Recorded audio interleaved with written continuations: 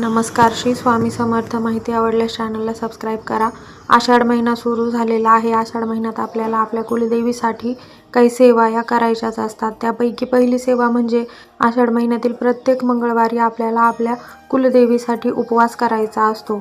त्यानंतर आषाढ महिना सुरू झाल्यापासून प्रत्येक दिवशी एका सुवासिनीला जेवण किंवा चहा नाश्ता द्यायचा असतो. जर रोज शक्य नाही झालं तर तुम्ही आषाढ महिन्यात मंगळवार किंवा शुक्रवार या वारी 7, 9, 11 अशा विषम संख्येमध्ये सुवासिनींना भोजन देऊ शकतात.